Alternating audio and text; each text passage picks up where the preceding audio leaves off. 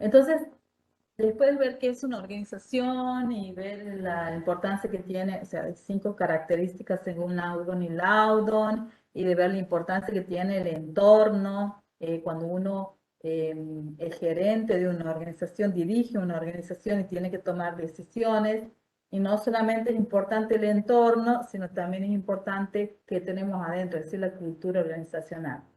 Ahora bien, dentro de todas estas organizaciones, que hay un gran abanico de organizaciones, cada una con distintas estructuras, algunas dedicadas a bienes, a servicios, que pueden ser regionales, pueden ser nacionales. Dentro de todo ese tipo de organizaciones tenemos unas especiales que son las empresas. ¿Sí? Las empresas son las organizaciones que tienen fines de lucro.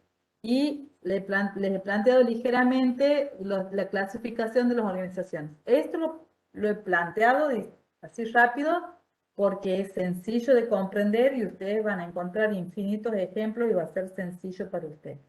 Si alguno tiene duda, pueden poner en el foro de la unidad 3, ¿sí? O lo preguntan en la práctica. Y si no, me preguntan a mí.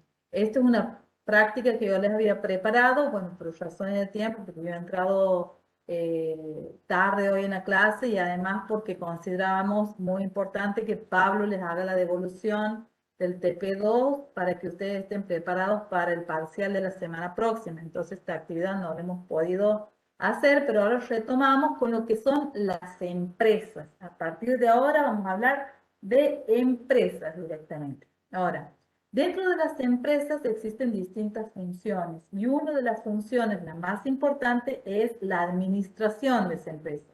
Esa función la ejercen los gerentes. Es por eso que nos interesa la administración. Entonces, ¿la administración qué es? Es darle sentido a las diversas situaciones que se producen en la empresa y tomar decisiones, ¿sí? ¿Perdón? ¿Alguien hablaba? No, no. Tomar decisiones y formular planes de acción que nos lleven a resolver los problemas de la empresa y no solamente resolver los problemas, sino a lograr el objetivo que tiene la empresa. ¿Sí? Entonces, la administración, la principal actividad que nosotros realizamos es tomar decisiones y resolver todos los problemas que se presentan en el día a día. Eso es la administración. ¿Y por quién está ejercida la administración? Por, en general, nosotros podemos usar la palabra gerente. Gerente es la persona que administra una organización. Nada más que como generalmente tenemos, las empresas son grandes o en las empresas grandes, a distintos tipos de gerentes de acuerdo al nivel que tienen, lo más importante, lo menos importante. Los que tienen más responsabilidad son los que están arriba y después están los que la responsabilidad va disminuyendo, ¿no es cierto? Dentro de los gerentes, cuando tenemos empresas grandes, reconocemos en ellos los directores. Esos son los gerentes que tienen mayor autoridad, son los que están en los puestos más altos de la jerarquía y son responsables de tomar decisiones a largo plazo. Es decir, son los responsables de decidir qué es lo que va a hacer la empresa en los próximos 5 años, es decir, si va a abrir nuevas sucursales, si va a seguir en el mismo rubro, si va a haber otro rubro, si se va a trasladar a otra región, si va a empezar la venta en línea o no. Esos son los directores e inclusive puede haber un conjunto de directores. La mayoría de las empresas grandes tienen un directorio formado normalmente, esos que toman las grandes decisiones son los que son los dueños del capital de la empresa. ¿Sí? Generalmente están formados por los dueños de la empresa. Y después hay gerentes de nivel medio, son las personas que que se encuentran en la parte media de la jerarquía organizacional, son responsables de llevar a cabo los planes y objetivos de la dirección general. O sea, eso que decide la dirección general lo implementa y dice, bueno, esto que han decidido los 5 años, ¿cómo lo voy a hacer? Y hacen una planificación normalmente anual. Y después los gerentes operativos son aquellos que toman las decisiones en el día a día de la empresa. ¿Sí? Resuelven los problemas menores. Esos son los gerentes. Por otra parte, o otro aspecto que ustedes tienen que saber o que tenemos que estar al tanto, pero que esto depende, la organización, la forma jurídica de una empresa, ¿sí? Y esta forma jurídica muchas veces depende, eh, se encuentran dentro de un marco legal que varía en cada país, ¿sí? Influye en los impuestos que nosotros pagamos, porque cada país tiene distintos tipos de impuestos, en la responsabilidad legal que tienen las personas respecto de su organización. Como habíamos dicho, existen empresas que nosotros habíamos dicho que son unipersonales, que son esas empresas que tienen un solo dueño. Pero aparte de eso, habíamos dicho, si no, son sociedades. Y dentro de esas sociedades tenemos distintos tipos de sociedades, considerando la responsabilidad que tiene cada uno de los socios respecto a esa empresa. Tenemos la sociedad general, donde son dos o más propietarios o dueños que comparten la administración y también el riesgo del negocio. Es decir, ellos ponen el capital, ellos administran, y si pasa algo con la empresa, ellos responden con sus mismos bienes también. Después tenemos la Sociedad Responsabilidad Limitada, SRL. Esto muchas veces ustedes habrán escuchado hablar, ¿no es cierto? Que son unos o varios socios generales y uno o varios socios con responsabilidad limitada. Estos socios generales operan y administran el negocio y asumen una responsabilidad ilimitada los socios generales.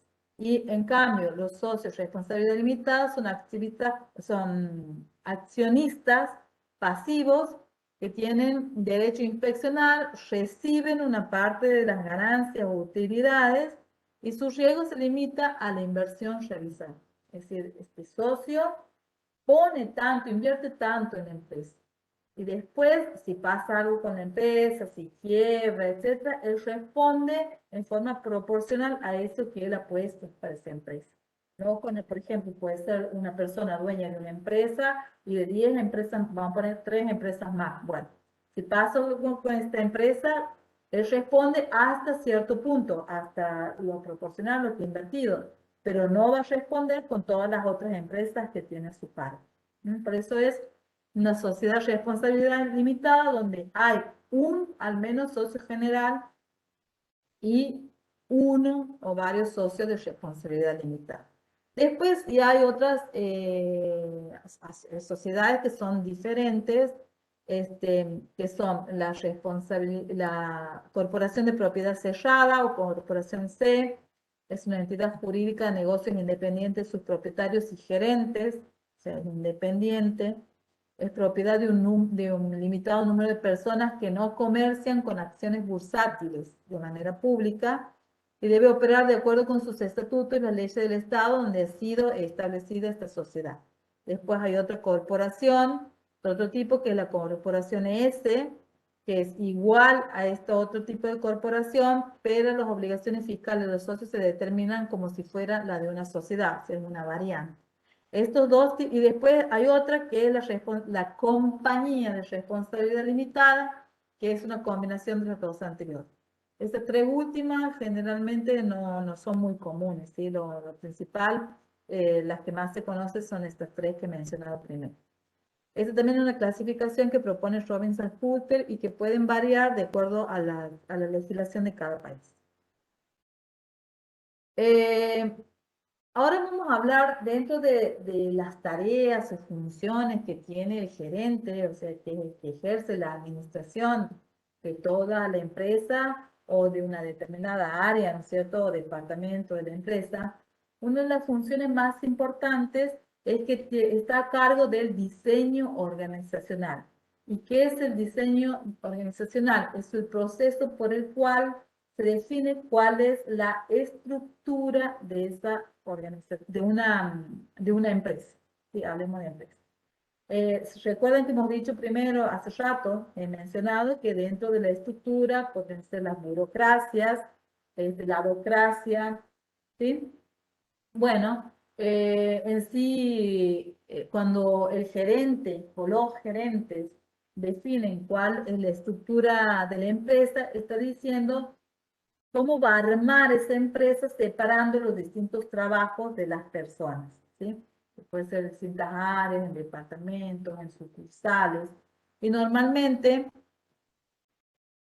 lo que refleja esta estructura de la empresa es el organigrama. Y si ustedes se acuerdan, el organigrama hemos puesto o hemos trabajado en la unidad 1 cuando hablábamos de los distintos tipos de modelos que se pueden usar para representar un determinado sistema. Bueno, en este caso, nosotros usamos un organigrama para representar una empresa y para representar la estructura de la empresa. Es decir, cuando hablamos de estructura nos referimos a rasgos estáticos de una empresa sin considerar su variación en el tiempo.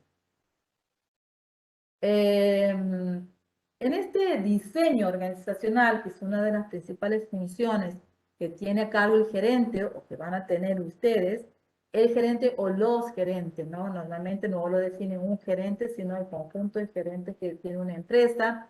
Este diseño se hace considerando 6 cuestiones.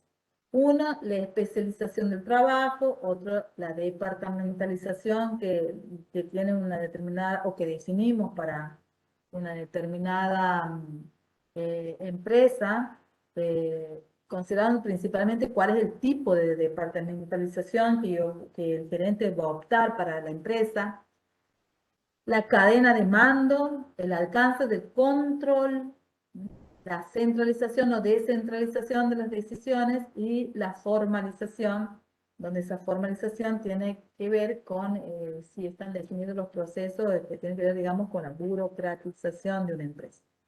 Yo voy a pasar a hablar brevemente y con esto vamos a terminar la clase de hoy, o sea, viendo estos aspectos en forma muy breve.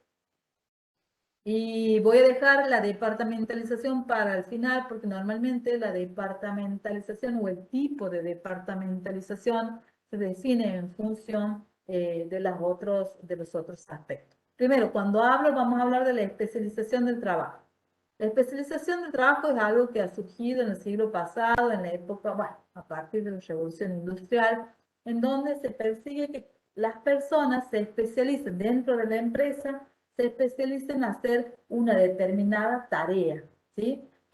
O sea, cuando separamos en puestos de trabajo, puestos de trabajo que son especializados, es decir, un grupo de personas va a hacer esto, otro grupo de personas va a hacer esto, otro grupo de personas va a hacer esto, ¿sí? Esa es la especialización del trabajo. Y esto se ha surgido con el propósito de ¿qué? De aumentar el rendimiento, la performance de los distintos trabajadores, es decir, incrementar la productividad laboral. Pero sin embargo, si bien está probado de que la persona cuando más sabe realizar algo específico, va a ser más eficiente en la realización de ese trabajo. Pero sin embargo, en los últimos tiempos, digamos que esa especialización excesiva no se la considera como algo positivo. ¿Por qué? Porque se producen ciertas consecuencias en el trabajo. Por ejemplo, produce fatiga, produce aburrimiento, y por lo tanto la persona se aburre, no está motivada, y entonces se registran altas tasas de ausentismo. O sea, ausentismo es cuando la persona no va a trabajar y siempre pone un pretexto por ahí que no se puede corroborar muy fácilmente, como que está enferma, como que había paro de trenes o paro de transporte. Sin embargo, cuando la persona está motivada, por más que haya paro, por más que tenga un poquito de dolor de cabeza, lo mismo, siempre va a trabajar, ¿sí? Entonces, pero se ha visto entonces que esta especialización del trabajo en los últimos tiempos produce efectos negativos dentro de la empresa. Entonces hay algo que hay que tener en cuenta, ¿no? Cuando uno decide, cuando hace el diseño organizacional de la empresa. Respecto a la cadena de mando. La cadena de mando significa, cuando hablamos de cadena de mando, dentro de una empresa, nosotros siempre vamos a tener que hacer caso a alguien. Es decir, hay alguna persona que nos va a decir qué es lo que nosotros vamos a tener que hacer. Y esa persona, para poder decidir eso, tiene que tener autoridad. O sea, hay un término que se maneja que es autoridad, es decir, la capacidad que tiene. Normalmente esta posibilidad de mando está en manos de los gerentes, por supuesto. Entonces, esa autoridad generalmente está depositada en los distintos gerentes ya, ¿sí? Y hay una autoridad y hay una responsabilidad. La responsabilidad es esa obligación que tenemos nosotros como empleados de cumplir con las tareas que me han asignado y de la manera que me han asignado. Hay una autoridad, hay una responsabilidad por otro lado, y también, digamos que tiene que haber como esa autoridad de mando tiene que estar muy clara, es decir, no tiene que haber ambigüedad en el sentido de decidir, de que yo, empleado, no sepa quién es mi autoridad, o sea, a quién tengo que responder yo, a quién tengo que informar, a quién tengo que dar cuenta de mi trabajo. Eso tiene que ser unánime, tiene que estar bien claro. Existen, sin embargo, ciertas estructuras o diseños organizacionales. Cuando yo hablaba de adocracia, decía, bueno, por ejemplo, en Google se utilizan ya estructuras que son más flexibles, y puede ser que una persona dependa o responda a dos autoridades. Por ejemplo, si yo soy programador, puede ser que yo tenga que responder al jefe de programadores y al mismo tiempo, porque él dice cómo se va a programar una empresa, y al mismo tiempo el responsable del proyecto o el líder del proyecto en el cual estoy trabajando. Por ejemplo, yo soy programador, dependo del jefe de programadores, pero en este momento estoy trabajando en un proyecto que es de comercio electrónico que está a cargo de otra persona. Entonces yo tengo que responder a los dos. En este caso no hay ambigüedad, respondo a dos personas, por más que no sea único, lo importante es que esté claro a quién tengo que responder. Entonces, esa línea de autoridad, aquí están los tres conceptos: autoridad, responsabilidad y unidad de mando. ¿Sí? Eso es lo que tiene que estar claro. La autoridad, de hecho, que faculta a quien tiene un cargo gerencial para decir a sus subordinados qué es lo que deben hacer, o sea, dar las órdenes. Y hay cierta autoridad, esto es una observación, que es una autoridad de staff. La autoridad de staff significa que es una persona que puede tomar decisiones, pero que no, es decir, pero que no en forma directa. Esa autoridad de staff se la pone porque generalmente los gerentes no están preparados para o no conocen, necesitan cierto asesoramiento de personas especializadas, ¿sí? Por ejemplo, hace rato daba un ejemplo donde decía, bueno, el gerente tiene que tener un asistente que le diga cómo se va a manejar, cómo va a tomar las decisiones, que le quiere decir a las personas cómo van a dejar de tomar mate, decíamos, ¿no es cierto? Generalmente hay un gerente que sabe muchas cosas técnicas, puede ser que eso no sepa. Entonces puede haber un responsable de relaciones internas, y esta persona que sea una autoridad de staff, es decir, tiene autoridad para tomar ciertas decisiones, pero el empleado no tiene que responder a ellos, sino a su gerente inmediato. Esas son la autoridad de staff.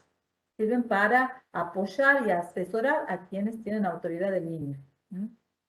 Con la responsabilidad y la obligación de los empleados de desempeñar las tareas asignadas por sus superiores, la unidad de mando, cada empleado debe reportarle únicamente a un gerente, o tiene que tener bien claro, si es más de un gerente, a cuál es gerente, en qué circunstancias. Esta es la cadena de mando que también tengo que tener en cuenta entonces cuando hago el diseño organizacional. El tramo de control. El tramo de control significa cuántas personas un gerente puede controlar. O sea, si fuera toda la empresa que tiene 200 empleados y son solamente dos gerentes, significa que un gerente va a atender a 100 y el otro gerente va a atender a los otros 100. Y eso es muy difícil, atender a 100 personas, cada gerente. Entonces, cuando hago el diseño organizacional, tengo que tener en cuenta, para que se pueda controlar a las personas, y en realidad para que se pueda controlar que cada área está cumpliendo, se están logrando los objetivos, sabemos lo que es el control, el feedback. Entonces, es necesario que tengamos en cuenta que cada gerente o cada área debe estar compuesta por un número limitado de personas para que sean controlables. Esas personas y las acciones y funciones y las tareas que realizan. Cuando es muy grande, ¿qué es lo que podemos hacer? ¿Qué es lo que se hace normalmente? Utilizar lo que yo digo, la idea de sistema, subsistema, subsistema, subsistema. Entonces, si tengo una gerencia de marketing, de venta, que es muy grande, bueno, adentro puedo separar en distintas de áreas. Uno que sea venta en internet, venta en locales comerciales, en marketing, supongamos. Y que dentro de esas áreas exista un responsable que es el que va a tener la autoridad y supongamos va a controlar el trabajo que realiza 10 personas cada uno. En este caso, sí es manejable, ¿no es cierto? Entonces yo, cuando hago el diseño organizacional, tengo que ver también qué áreas y subáreas voy a definir en función de qué cantidad de personas va a tener cada área eh, para que puedan ser controladas las tareas que se realizan. Y eso no es que hay un número fijo, de decir, bueno, para que sea controlable, cada área tiene que tener 5 personas. Y si no, definirla en su barrio. No, no puedo decir 5 personas, no puedo decir 10 personas, 20 personas. ¿Por qué? Porque depende de qué función tenga esa área, de qué tipo de trabajo se haga. También depende de la capacidad de control del gerente. Porque puede ser que yo tenga un gerente que sea muy hábil porque conozca mucho la temática, porque tenga mucha experiencia como gerente, va a poder controlar 20 personas, 30 personas, 40 personas con sus distintas subáreas, ¿no? Responsable de cada área. Pero si yo tengo una persona que no tiene experiencia, que por primera vez está como gerente, difícilmente va a poder controlar un área donde tenga 40 personas involucradas. Entonces, el tramo de control es algo que se tiene que tener en cuenta para hacer ese diseño organizacional. Cantidad de empleados que un gerente puede manejar y controlar, y no existe una cifra mágica. Aquí después depende de habilidad y capacidad del gerente, de los empleados que tenemos, de las características del trabajo, de la cercanía física con los empleados, de la estandarización de procedimientos. Cuando los procedimientos están más estandarizados, hay una burocracia, ¿no es cierto? Entonces, en ese caso es más fácil controlar más personas o áreas que involucran más personas. También del estilo diferente, de la solidez de la cultura organizacional, etc. Otra de las cuestiones que tenemos que tener en cuenta para hacer el diseño organizacional es la centralización y descentralización. La centralización, esto depende de qué tan las decisiones que se toman en la empresa, si dependen de los gerentes que están en los altos niveles, entonces ahí podemos decir que eso, digamos que la organización tiene un funcionamiento centralizado. En cambio, cuando las tomas de decisiones están más repartidas, en forma más equilibrada, y los gerentes de nivel más bajo, los gerentes operativos, pueden tomar sus propias decisiones e inclusive los mismos empleados pueden participar en la toma de decisión. En este caso, decimos que se trata de una organización descentralizada. Bueno, esa decisión, ¿cómo queremos que sean las decisiones? Si queremos una organización, una empresa centralizada o descentralizada, eso también influye para definir el diseño, diseñar la estructura de nuestra empresa. Y en cuanto a la formalización, tiene que ver con esto de la estandarización de los procesos, es decir, qué tanto están descritos cada proceso y formalizados cada proceso. Es decir, cuando en las organizaciones o en las empresas tenemos, por ejemplo, manuales de procedimientos para hacer dentro de cada área. En ese caso decimos que las empresas tienen un alto grado de formalización. ¿Sí? Bueno, y así arribamos a la cuestión importante cuando yo hago el diseño organizacional de una empresa, que es definir la departamentalización, sobre todo el tipo de departamentalización que yo deseo, con el cual quiero que tenga la empresa, ¿sí? En la departamentalización tiene que ver, es lo que hemos hablado de la división del trabajo. La departamentalización significa que dentro de una empresa, que puede tener 200 empleados, puede tener 2, puede tener 3, pues si es más grande, para poder manejar toda esa empresa, yo tengo que dividirla en distintas áreas. En esas áreas, ojo, no siempre está relacionado con la especialización del trabajo, porque yo puedo tener, supongamos, un área de programadores, un área de analistas, un área de testing, de personas que hacen testing. En ese caso, yo estoy haciendo como una división con especialización del trabajo, pero yo puedo tener, supongamos, separado por áreas que sean sistemas web, sistemas móviles o aplicaciones móviles, sistemas para escritorio, para computadoras de escritorio, desk, digamos. Entonces, en ese caso, yo no estoy separando por una división o especialización del trabajo, estoy separando de acuerdo a distintos criterios, pero lo importante es que en esta departamentalización yo estoy separando en distintas áreas. Ahora, ¿qué criterios voy a tener en cuenta para separar en estas distintas áreas? Porque al separar de distintas áreas, yo voy a permitir, ¿no es cierto?, que se cumpla la cadena de mando, que se cumpla, que haya un tramo de control donde yo pueda controlar a la gente, que haya descentralización o centralización o no, las comunicaciones, etc. Pero yo voy a separar teniendo en cuenta distintos criterios, porque hay distintos tipos de departamentalización. En fin, esa departamentalización que agrupan ciertas actividades en una determinada área, lo que me permite, esta limitación de la cantidad de subordinados, es posible supervisar directamente cada área y restringir el tamaño de las empresas. Si no existiría la departamentalización, entonces el tamaño de las empresas en cuanto a cantidad de empleados sería siempre pequeño. No podríamos tener empresas grandes de más de 500 empleados, ¿sí? Cuando hablamos de empresas grandes de más de 500 empleados, por ejemplo, empresas como Aerolíneas Argentinas, empresas como el Banco Santander, cualquier otro banco, Banco Nación. Cuando hablamos de medianas empresas, podemos hablar, por ejemplo, de empresas que hay varias en el parque industrial. Por ejemplo, EDS podría ser una empresa mediana, o las que producen Cerámica Santiago, o la SECO, Produnoa.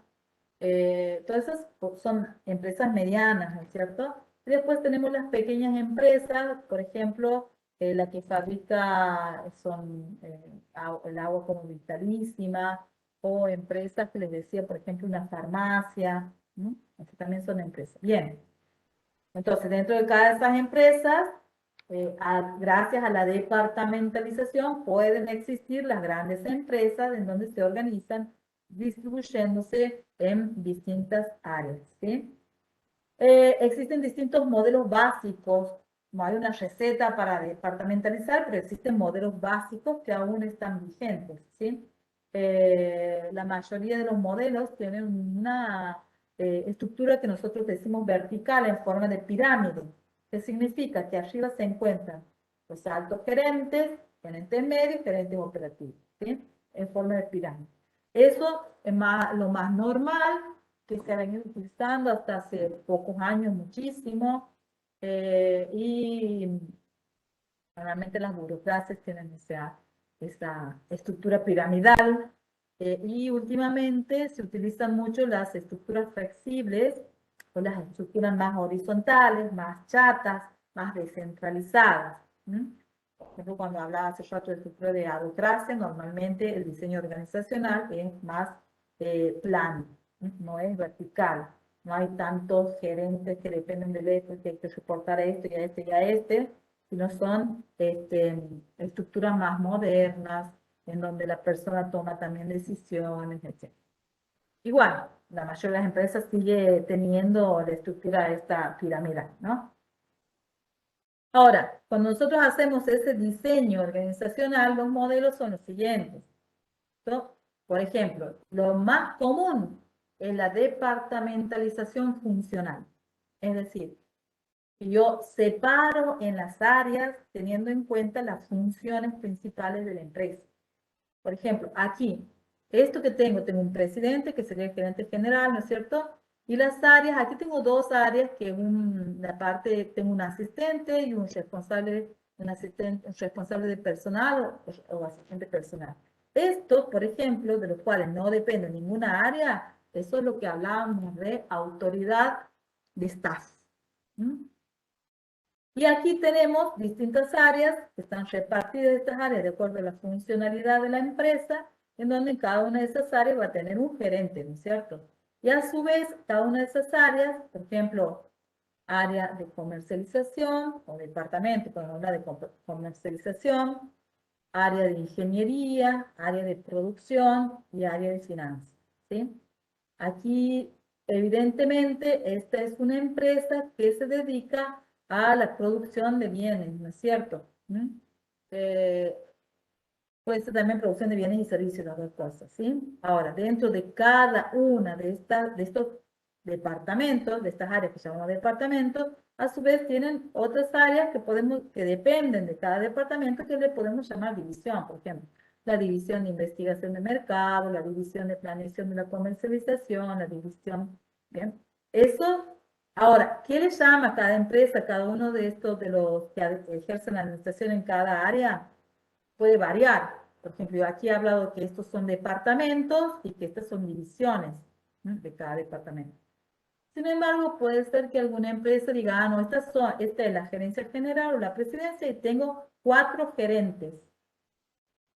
Estos serían los gerentes medios, que serían el gerente de comercialización, gerente de ingeniería, gerente de producción, etcétera. O sea, no hablo de departamento de producción, sino de gerencia de producción, por ejemplo. Y si estos son gerencias, a esto yo le puedo llamar departamento, tranquilamente. ¿Sí? Lo importante es que en esta departamentalización funcional nosotros identifiquemos que están separadas las áreas por funciones dentro de la empresa. ¿No? Comercialización, ingeniería, producción, finanzas. Ahora, otro tipo de departamentalización típica es departamentalización geográfica, en donde normalmente una empresa tiene sus grandes áreas de comercialización, de gestión de personal, o de recursos humanos, de compras, de finanzas, ¿sí? Pero a su vez está repartida o está distribuida de acuerdo a las regiones en donde están asentadas, por ejemplo, sus sucursales. ¿Mm? Supongamos que tengamos la empresa sea Musimundo, ¿no? Y Musimundo está distribuida en todo el país. Entonces yo digo, bueno, dentro, además de estas grandes áreas que funcionan en Buenos Aires, supongamos, yo tengo la región occidente, la región suroeste, la región centro, la región sureste, y dentro de cada uno de estos departamentos que corresponde a cada región, gerencias que corresponden a cada región, yo dentro de cada uno de ellos voy a tener un responsable de personal y a su vez las áreas de ingeniería, producción, contabilidad y ventas. Pongamos. ¿Mm? Esa es la departamentalización geográfica. También existe otra departamentalización por clientes. Y esto es típico en los bancos, por ejemplo, donde yo tengo un gerente general, después puedo tener también por zonas en los bancos, ¿no? Pero, y a su vez separado por zona en cada banco, en cada ciudad, supongo. Pero que tenga principalmente separado, dividido la empresa por una banca comunitaria, la banca empresarial, la banca institucional, es decir, todos aquellos que atienden a instituciones del Estado, que atienden a grandes empresas, que atienden a cuestiones, necesidades hipotecarias para casas, o esas personas que necesitan construir casas, su casa, o banca agrícola, y si no, por ejemplo, una banca siempre personal, de personas, de clientes comunes, de personas, ¿sí? Personas físicas. Esto es común en los bancos. Después, la departamentalización por producto. ¿Mm? En este caso, yo tengo un gerente general, tengo generalmente la empresa dividida en comercialización, personal, compra, finanzas, algo funcional, pero a su vez después la empresa está dividida por división de instrumentos, división de luces e indicadores, división de herramientas industriales, división de mediciones eléctricas. Esto es típico, por ejemplo, en empresas que producen bienes, supongamos, y que son de distinto tipo, como por ejemplo Siemens, vamos a suponer, que produce desde artefactos eléctricos a, digamos, equipamiento para grandes obras eléctricas, que produce cuestiones relacionadas con computadoras, que produce cosas relacionadas, artefactos del hogar. Entonces podemos tener separadas las áreas por productos, ¿sí? O supongamos las grandes marcas de autos, por tener separado por producción de autos y producción de maquinarias y producción de autopartes. O si no, por ejemplo, hay una, una marca que no sé si ustedes se acuerdan que venden por ahí en Ideal, me acuerdo, Caterpillar. Caterpillar, que es una marca que produce máquinas como tractores, que a su vez produce indumentaria como zapatillas. Y bueno, no van a estar todos mezclados, no, va a estar separado por productos. Las grandes máquinas, artefactos medianos y complementos para indumentaria vestimenta. Bueno, entonces ahí vemos una departamentalización por producto.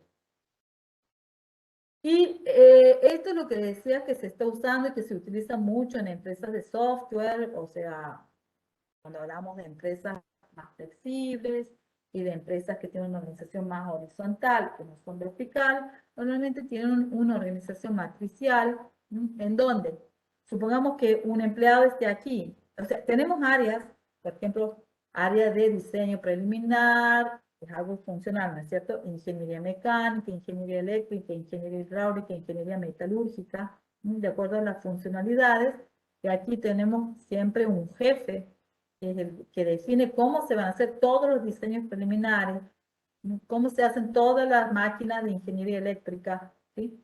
Pero a su vez, estamos trabajando en distintos proyectos y esos proyectos, cada uno involucra personas que trabajan que tienen que hacer el diseño preliminar, que trabajan en la parte mecánica, en la eléctrica, hidráulica, etc. Entonces aquí hay un conjunto de personas, por ejemplo, Luis, se encuentra, porque que hace diseño y a su vez está trabajando en el proyecto que es pantalla, nuevos televisores en 4D. Entonces, que es el proyecto B. Entonces, Luis depende tanto del jefe de diseño como también del gerente del proyecto B, del proyecto referido a televisores 4D. Entonces, aquí esto es una organización matricial. Bien, y termino la presentación. ¿Sí? Son 9:50, no sé si tienen alguna duda. Si alguien quiere hablar, no han hablado nada, han estado calladitos en esta última parte. Aprovechemos si tienen duda, sea de la temática esta o sea del parcial, porque directamente creo que nos vamos a ver para el parcial el martes que viene.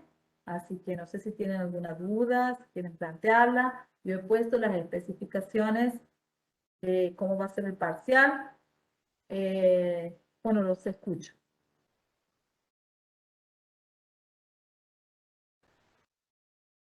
¿En el parcial va a entrar hasta este tema como hemos visto ahora? No, en el parcial entran la unidad 1 y la unidad 2. O sea, esto en la unidad 3 entra para el próximo parcial.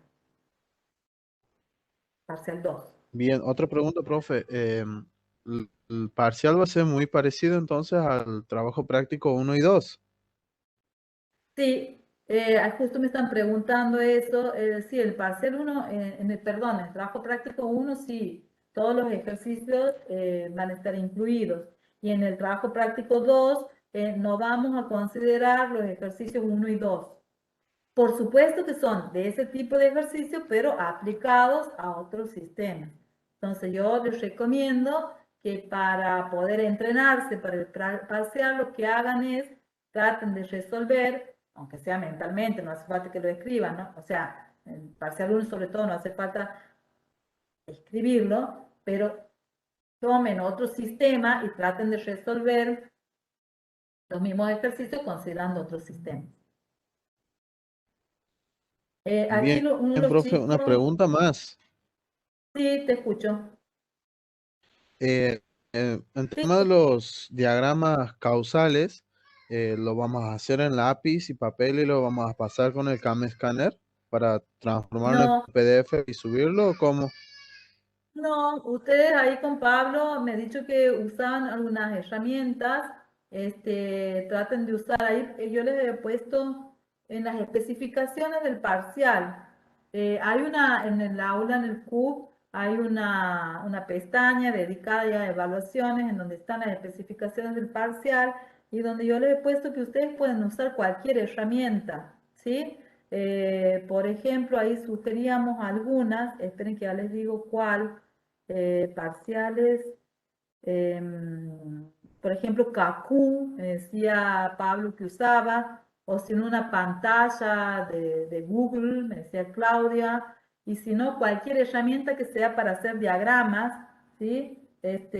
Ustedes pueden elegir cualquier herramienta para hacer diagramas y lo utilizan y con eso y nos comparten la pantalla y ahí vamos a ir viendo, ¿sí? ¿Se entiende? Sí, profe. Sí, profe. Le agradecería a uno de los chicos si ellos pueden poner algunos que ellos estén usando ahora, que crea que les parece cómodo, si pueden poner aquí en el chat para que así lo pueda guardar. Porque en sí no he usado una herramienta definida. De hecho, como he Espera, podido, como quien dice. espera un segundito. Pablo, ¿estás presente? Porque Pablo creo que Sí, iba a recomendar. Pablo, ¿puedes mostrarle vos cómo usas el Kakú? Así compartir pantalla y mostrarle. Así ellos tienen una idea más clara. bueno, un Yo, segundo. mientras tanto, Pablo, hasta que comparte la pantalla, yo voy a ir contestando otras cosas. Toda la guía uno sí, ¿cómo voy a evaluar la promoción en los parciales? Ahí estaba, yo he dejado indicado eso, que vamos a hacer 3 preguntas. Está todo indicado, chicos, ¿eh? Ahí dice que van a ser 3 preguntas, 3 ejercicios que son planteados en forma secuencial. Ustedes para aprobar mínimamente 2 ejercicios tienen que hacerlo y la nota va a depender es del 0 al 10. Para aprobar tienen que lograr al menos 5 puntos porque eso está definido por planificación y nosotros vamos a poner el puntaje de acuerdo a cómo resuelven el ejercicio, es decir, de acuerdo al ejercicio que toquen, viendo la calidad del ejercicio resuelto, ¿sí? No es que, si el diagrama causal no está 100% correcto, no es que no lo vamos a considerar, sino que no le daremos el puntaje máximo, que sea, supongamos, 3 puntos, en vez de darle 3 puntos, vamos a considerar que va a valer 2. Y así vamos a ir viendo, ¿sí? Hasta que, y así vamos a definir la nota. La nota le vamos a dar al final del día. Voy a crear una evaluación en el SIU Guaraní para que no se estén viendo ustedes qué nota recibe cada uno. Entonces ahí les voy a cargar, ¿sí? En el SIU. Después, Profe, disculpe, en el SIU, en lo que usted ha puesto, solamente habla de cómo obtener, o sea, cómo aprobar el parcial, que es obtener al menos 5 puntos, no habla de la promoción. nos dice la promoción. Bueno, ustedes para promocionar tienen que tener 7 puntos. Eso está definido, eso les he dicho el primer día de clase en la presentación, ahí dice. O sea, en los Bien, parciales es 7 puntos mínimos y para la regularidad 5 puntos mínimos en cada uno de los parciales. Perdonen bien, si, bien, si profe. no está escrito, perdón, disculpen, yo creo que se me ha pasado, ¿sí? Tienen que sacar mínimo 7 para poder promocionar. Em, voy a seguir contestando, Pablo, si me dejas. Bueno, En el parcial va teoría o más bien explicación de cada ejercicio. En el parcial les va teoría o explicación. Primero que no va nada, o sea, es vamos a decir, hagan un ejercicio y lo van a tener que resolver. ¿Entienden? utilizando una de estas herramientas, ¿sí? Ahora, si el ejercicio puede ser resuelto sin utilizar una herramienta y puede ser resuelto de manera oral, bueno, lo hacen de manera oral. O sea, la idea es que ustedes se entrenen, como les decía, de manera tal que cuando uno les pregunte algo, lo puedan resolver espontáneamente. Por ejemplo, si yo les digo, a ver, dame un ejemplo de sistema y subsistema. O sea, no le voy a dar 20 minutos para que piensen un ejemplo o para que busquen en cualquier lado. No, tienen que responder ahí. Ahora, si uno les está pidiendo algo más, sofisticado, un poco más complejo, como por ejemplo que me ejemplifiquen suprasistema, infrasistema, heterosistema, etc. Bueno, van a tener que, el gráfico que hagan, no importa si está perfecto, si está genial, lo importante es que hagan, puedan hacer un gráfico, o si, por ejemplo, en vez de hacer el gráfico, usted me dice, profe, lo voy a decir oral, entonces, y son capaces de decirlo oralmente, en vez de escribir, lo dicen oral, no hay problema. Ahora, por supuesto que si la persona necesita 10 minutos para dar esa respuesta y hay otro que lo da, como le estamos diciendo, tienen que venir entrenados para poder resolver, porque le estamos diciendo qué ejercicios van a ir en el parcial, entonces se supone que lo tienen que resolver inmediatamente, ¿sí? También puede ser que uno también puede ser que en vez de decirle, bueno, den un ejemplo de supra, infra, hetero, que sea, uno les plantee un ejercicio hecho y le diga, mira, aquí tienes un suprasistema, y aquí tienes esto y esto, y como damos un ejemplo de tal cosa y justificar, ¿sí? Entonces, ahí no tienen que armar todo un diagrama, sino directamente responder en forma oral, ¿sí? Respecto a teoría, les decía, teoría, no es que uno les va a pedir teoría, porque después sí viene un parcial teórico para los que están en condiciones de promocionar la materia, van a un parcial teórico que se le toma el mismo día que se toma el recuperatorio, ¿sí? Ahí sí, uno le va a hacer preguntas teóricas, no es que le va a dar ejemplos, no. A ver, decime qué es la homeostasis.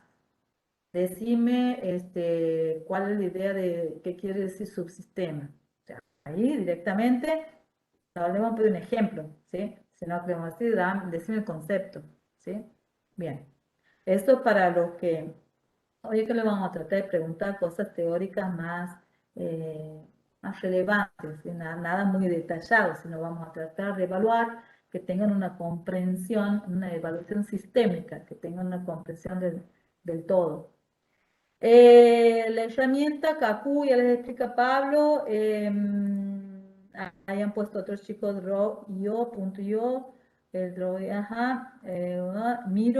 miro.com, es cómodo, uso miro, no sé, va a llegar a tomarnos a todo el mismo día, bueno, no, respecto a eso nosotros empezamos, escuchen para que nos organicemos. De 8 a 10 voy a tomar licenciatura en Sistema de Información, los que estén en condiciones, es decir, tienen los 2 prácticos aprobados o al menos uno, y, están inscritos, por supuesto, ya no están condicionales, y además por orden alfabético, ¿sí? Entonces, de 8 a 10. Después, a las 10 corto, porque creo que tienen clase de licenciatura en sistemas, ¿no es cierto? Entonces empiezo a las 10, voy a empezar con los de ingeniería industrial y voy a cortar a las 12. Por, si es que en una de esas llegamos a tomar a todo en ese periodo de tiempo, sí, voy a cortar a las 12. ¿Por qué? Porque ingeniería industrial tiene un parcial a las 2, a las 3, bueno, para que se preparen para eso. Y a los que faltan en orden alfabético voy a tomar el día miércoles, en el horario de la práctica, ¿sí? O sea, usted la práctica la hacen en grupo, bueno, por ahí que son 3 en el grupo, 1, en vez de estar atendiendo la práctica de la unidad 3 de este tema que estamos viendo, va a tener que estar rindiendo. A lo que voy es que yo, para que no estén todos atentos, ustedes estén en la práctica. Y yo, mientras tanto, les voy a decir, bueno, empezamos, va a entrar a rendir tal, entonces se va a mi sala de videoconferencia, Pablo está en su sala, se vienen a mi sala, tomo el parcial, después vuelven. ¿Entienden? Ahí sí voy a estar yo sola. Esa es la única desventaja, digamos. Pero bueno, no queda otra porque no queremos ocuparle los horarios que ustedes tienen para otras actividades o para otras materias. ¿Cuánto tiempo vamos a contar para el parcial cada uno? La idea es que contemos con el tiempo que sea suficiente para que ustedes resuelvan los ejercicios. O sea, no les vamos a bajar el tiempo, no les vamos a poner un reloj de ajedrez, ni les vamos a dar tiempo. Se lo vamos a ir charlando, si no les sale el ejercicio, vamos a ir conversando y uno ahí se da cuenta, ¿saben o no saben? Los chicos, ustedes cuando saben, saben y cuando no saben, no saben. En teoría se han aprobado los prácticos porque todos saben. Ahora, si por ahí uno les hace preguntas y se quedan callados es porque el grupo no ha funcionado como grupo, sino que uno se repartió el ejercicio y después no han vuelto a ver los ejercicios entre todos, y entonces uno ha hecho un ejercicio, otro ha hecho ejercicio, y así no funcionan los grupos, eso lo hemos hablado desde el primer día. Bueno, entonces es fácil saber, sabe o no sabe, o sea, tampoco vamos a media hora cuando nos damos cuenta de que no están sabiendo el tema, ¿sí? El parcial va a ser sencillo. O sea, tengan confianza y todo va a andar bien, no se preocupen. Pablo, ¿te vas a mostrar? Sí, sí, Dale. ok. Bueno, en la cuenta gratuita creo que ahora me parece que hasta 4 o 5 diagramas, no diagramas, sino, bueno, diagramas ya les llaman ellos a cada una de estas hojas que tienen aquí. Si antes eran 10, ahora creo que son 4. Tienen ahí varias plantillas, sí, como dice aquí, templates con diseños preestablecidos. Sí, a los de licenciaturas tienen que hacer los diseños de la base de datos, cosas así. Tienen aquí, algo para diagramas de flujo y demás, tienen aquí en estas plantillas, ¿sí? Y después, como ya llego al límite, lo que hago es crear en una sola plantilla todos los diagramas. Y es bastante sencillo. O sea, aquí tienen las formas a la izquierda, ¿sí? Pueden usar, no sé, círculos, rectángulos, demás, pero en este caso no hace falta. Solamente es texto lo que tienen que agregar. Y las líneas, sí, que tienen aquí para elegirlo. O sea, este es el cuadro de texto. Lo editan ahí. Eh, Luego tienen aquí las líneas, ¿sí? Las dibujan ahí, tienen varios tipos. Aquí si es recta, curva, no sé, con esquina y demás. Y acá cuando hacen clic con el mouse sobre cada una de las, digamos, de las flechas, ahí le da varias opciones, ¿sí? Como para modificar, por ejemplo, aquí el inicio y el fin de la flecha. Aquí el inicio, bueno, no debería tener la fecha porque va en ese sentido la relación, sí, pero haciendo clic aquí puede modificar, ¿sí? Le dejan ahí sin sentido o un tipo de terminaciones aquí.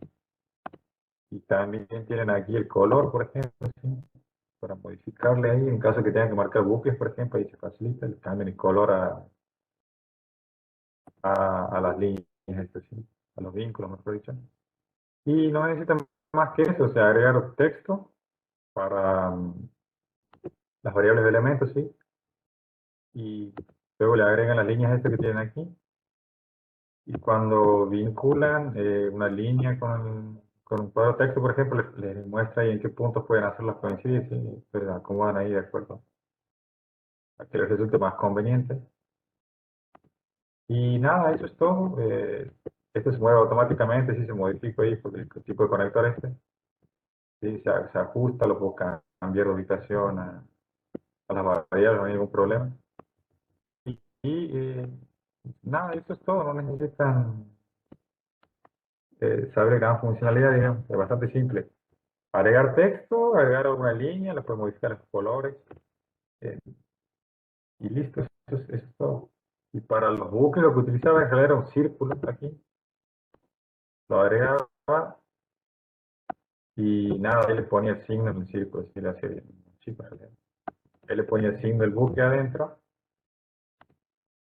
y luego le podía modificar el color. ¿Sí? No, perdón, ahí está. Le podía modificar el color también. lo que hacía. Y eso era Pablo, todo. te hago una pregunta. ¿Cuál es el template que vos usas? Porque ha mostrado al No, principio que hay varios. es el uno vacío creado y después le iba agregando elementos. Sí, Eh, pero ¿puedes volver a la pantalla anterior? Ahí esta, cuando dice selecciones tu template, sí, que ¿cuál es el tiene, que porque hay, por ejemplo, eso general y dentro de generales, ¿qué opciones hay? tienen aquí para, bueno, algunas preestablecidas para algunos tipos de diagramas, ¿sí? Sí, pero ¿y cuál es el que usas vos de todos esos?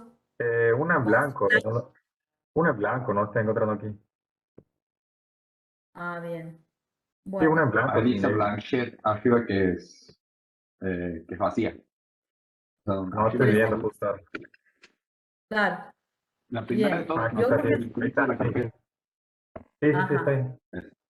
bien, Bueno, ahora no puedo perfecto. crear ninguno porque ya llevo el límite Sí, sí, sí. de que no se Igual puede yo jugar. usaba normalmente una que se llama Visio, que bueno, el Visio está incorporado dentro de las herramientas de Microsoft. Ah, no sé Claro. si se llama el nombre de Visio. Y No, si no viene no, instalado por defecto. Generalmente que instalarlo después. bien. Otra cosa, chicos, que yo aclaro a lo que ha dicho Pablo, él ha dicho, solamente usan el texto y las líneas, ¿no es cierto? Las flechas o Sí, los arcos dirigidos, digamos, ¿sí? exacto. Pero cuando estén haciendo por ejemplo, si les damos un diagrama causal, lo principal, por supuesto que van a ser enunciados cortos, les digo para que se queden tranquilos, que sean de una resolución evidente, o sea, que no haya una resolución de distintas opciones para hacer la resolución, o sea, le vamos a tratar de hacer ejemplos o casos muy simples. Entonces, donde lo primero que van a tener que hacer al leer es identificar las variables, ¿no es cierto? Bueno, entonces, bueno, a ver, dentro de este enunciado, ¿qué variables identificas? Entonces nos dicen, esta variable está, perfecto, bueno, hagamos un diagrama. Cuando si ustedes tienen que poner los nombres, supongamos que se llame energía eléctrica. No hace falta que pongan energía eléctrica, ponen y ya vamos a saber. Que no hace falta que pierdan tiempo escribiendo todo. Ponen las iniciales directamente, ¿sí? Y el arco dirigido lo ponen y no les vamos a pedir que supongamos pongan, bueno, pone qué tipo de relación es con más, menos, directamente eso les vamos a preguntar, ¿sí? A ver, esta relación, ir un signo más, un signo menos, bueno, hay después un bucle de realimentación, bueno, considerando el bucle, bueno, ¿qué tipo de bucle sería? Vamos a memorizar qué relación nos han dicho ustedes si era positiva y negativa y cómo van a contar, ¿sí? O sea, si le damos para la elaboración de un diagrama causal, va a ser un diagrama muy simple, como para que ustedes puedan resolverlo rápidamente con esa herramienta. Muy simple, ¿sí? O sea, sería algo simple. Mucho más simple de los diagramas que han trabajado dentro de los trabajos prácticos. Entonces, si practican con eso, en un segundo les va a salir los diagramas que vamos a dar. Gracias, Pablo. Y gracias a los chicos que han puesto ahí las otras herramientas que están utilizando. Sigo escuchando si tienen otra consulta.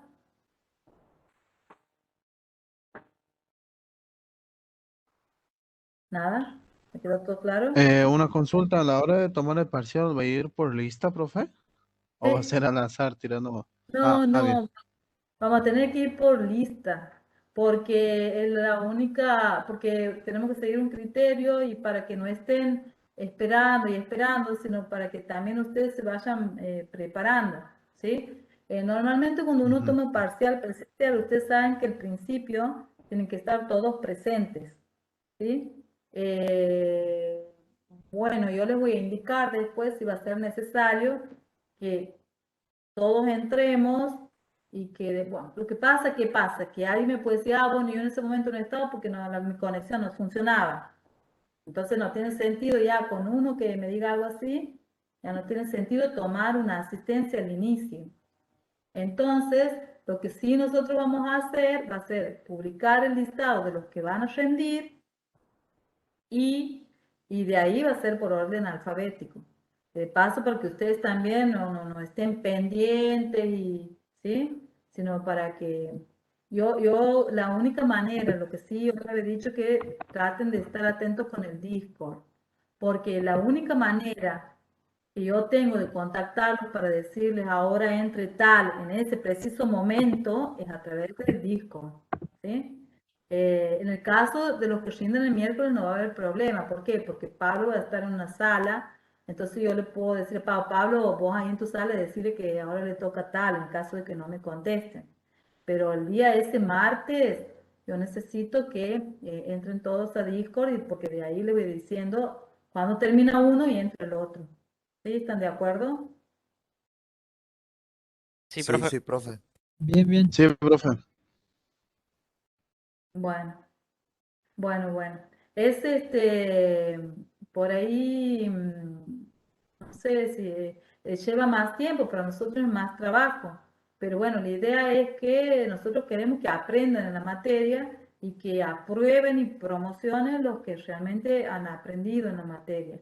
Y sí, como les digo, no vamos a ir a los detalles, sino vamos a tratar de evaluar en una forma, un aprendizaje significativo de ustedes, no preguntarle cualquier cosa, y además considerar y no ser tan exigentes también, ¿no? Considerando todo el contexto que tenemos. Si alguien tiene algún problema y no puede rendir ese día, ahí sí mande un mail a la asignatura diciendo que no puede rendir por problemas de salud, y que si en el caso de los problemas de salud, o por ejemplo, si alguien tiene que cuidar a alguien que tenga enfermo, se contacta, ¿sí? Es más complicado tomarles después el examen, mucho más complicado. Pero bueno, vamos a atender esa situación. Bien, ya ha pasado de las 10:14, así que no los quiero detener más. Nos vemos el martes, chicos. Bueno, profe, nos Chao, vemos. profe. Chao, profe. Chao, profe. Chao, chicos, nos vemos. Chao, profe. Chao, profe.